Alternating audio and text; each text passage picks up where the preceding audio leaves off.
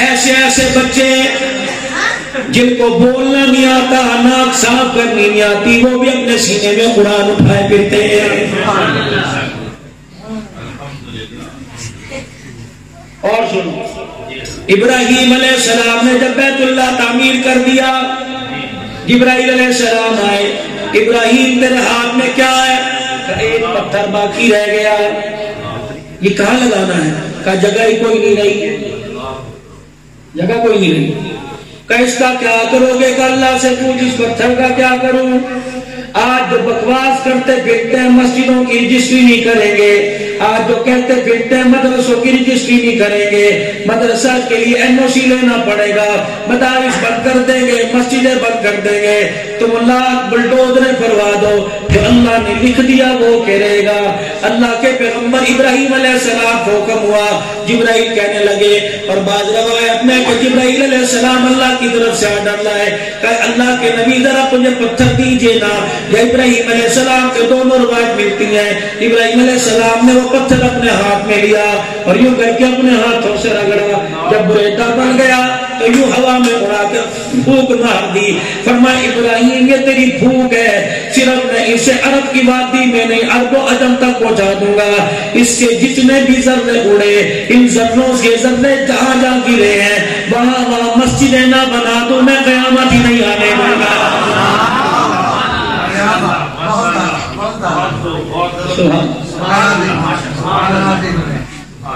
مسجدیں بن کے رہیں گی، کہہ دو انشاءاللہ،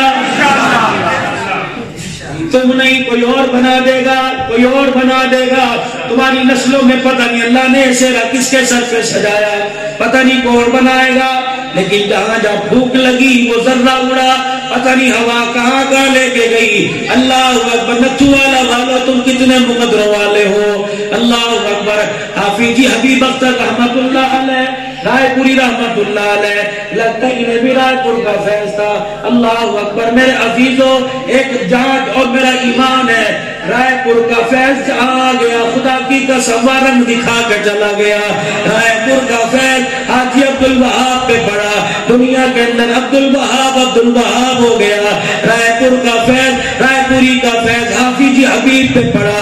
رب اکبر کی قسم ہے، آج جب بھی نام آتا ہے لوگوں کی آنکھیں میٹھی میٹھی ہونے لگ جاتی ہیں، دل لرزنے لگ جاتا ہے۔ اللہ والوں کی صحبت لے لو، میں ایمانداری سے کہتا ہوں خدا کے پیغمبر ابراہیم نے پھونک ماری ہوگی، اللہ اکبر، ہوا چلتے چلتے پاکستان کی طرف آئی ہوگی، سمندری کو پار کرتے ہوئے نتھوالا میں آئی ہوگی، ایک ذرہ کا مسجد موجود ہے یہاں بھی گر گیا ہوگا۔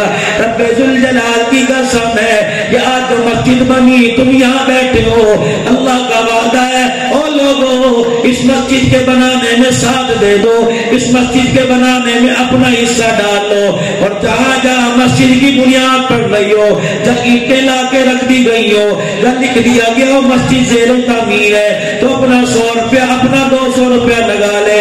اسی لیے کہ مسجد بیت اللہ کی بیٹیاں جو پتھر بچ گیا تھا وہ سارے میں پھیلا دیا گیا۔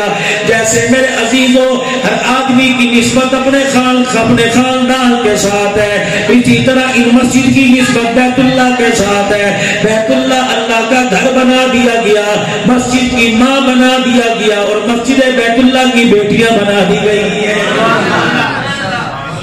یہ میرے نبی کا معجزہ ہے، کہہ دو صلی اللہ علیہ وسلم۔ شان اتنا اونچا اور پیار امت کے ساتھ کتنا